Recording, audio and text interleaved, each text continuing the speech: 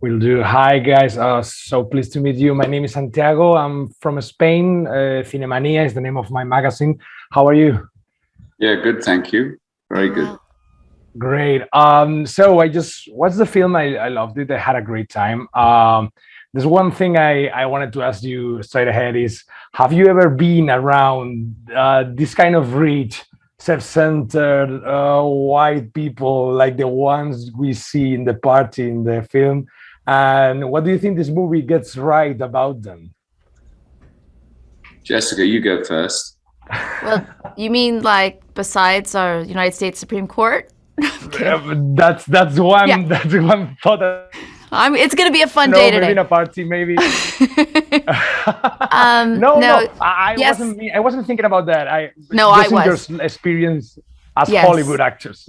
yes. No, I think I've been around situations definitely where I've been in a room full of people, and really felt like the room, in some sense, felt like a vacuum, and that there was a lack of empathy to what was going on in the world and for other parts of society and our community. So yes, 100%. I think that's what's so interesting about what John has created is there is a lack of empathy sometimes with groups of people, and you definitely see that in our film. I was wondering also, what do you think? What do you both think is the secret to play as actors, awful characters like bad people? Do you think it's not judging them? Yes, don't judge them because they're human beings, let the audience judge. But I think you can't be critiquing them as you're playing them. That's my feeling. You have to be them. I guess it's the same with if the character is good and is I don't know, it has the right behavior. You don't, or you also don't want to fall in love with them. I mean, I guess as an actor, you really can judge not the good or the bad.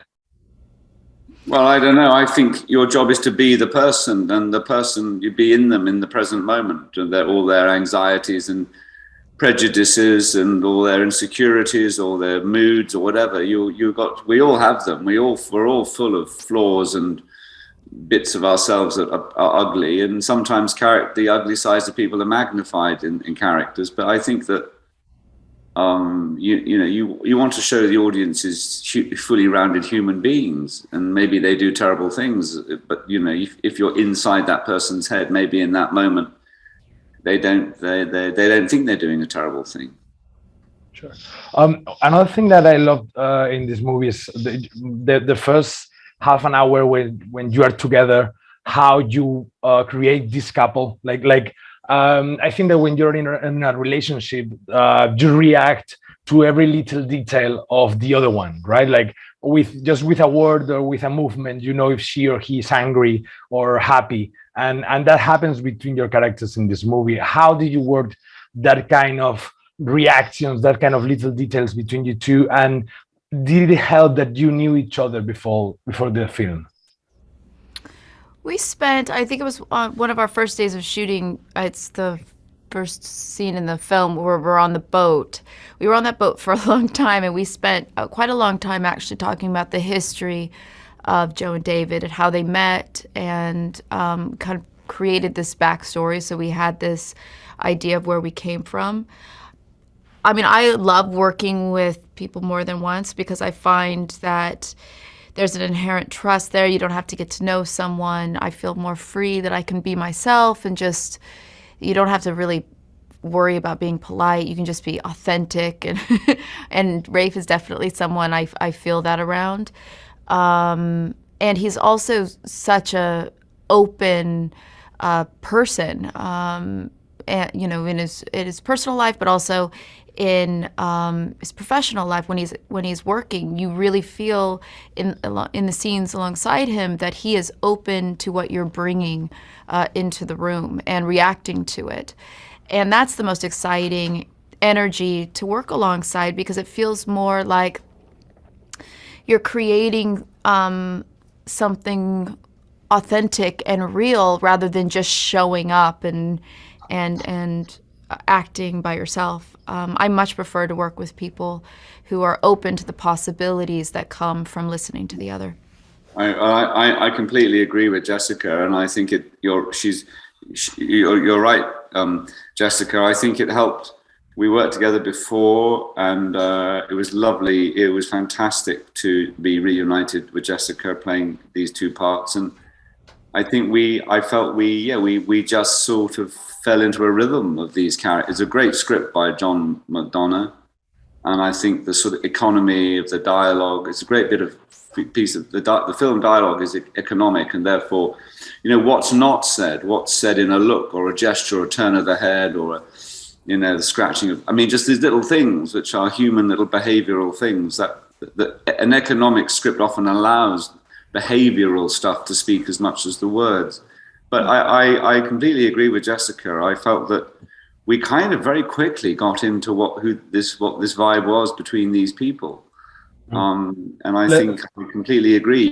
I loved what she sent me. That every take she gave us something different, something little. The nuances kept changing and surprising me, and I love bouncing back in the same way. Let me ask a quick question. We don't have time for more.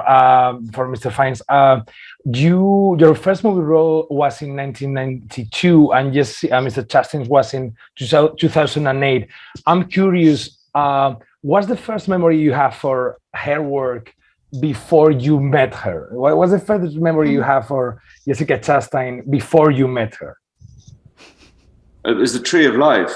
I was trying to make this film version of the Shakespeare play Coriolanus, and the man who might have financed the film but didn't had indeed financed the Terrence Malick film Tree of Life. And at the time that I was hoping he would look on my project with favor, he did at that time say to me that for the small but nonetheless telling role of Coriolanus's wife, that I should meet Jessica.